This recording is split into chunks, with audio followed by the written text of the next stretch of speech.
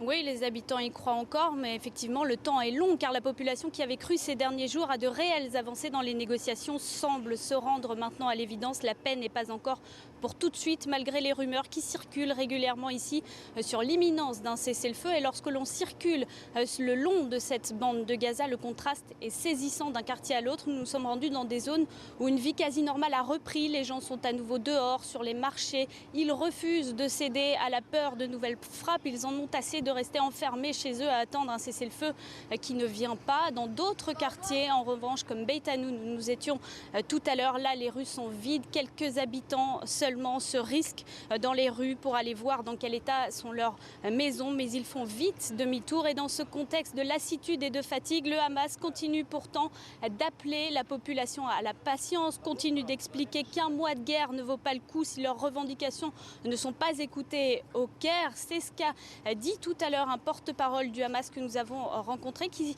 a tenu également à s'exprimer sur la position de la France dans ce conflit. Je vous propose d'écouter ses propos. C'est triste de voir que le gouvernement français ne fait que suivre l'administration américaine.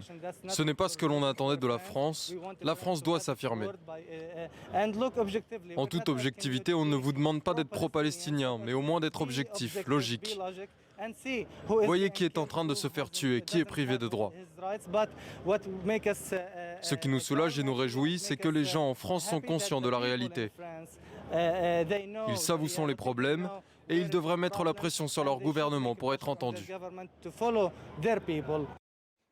Florence Kozak et Peggy Bruguière, envoyé spécial d'ITélé à Gaza. Merci à toutes les deux.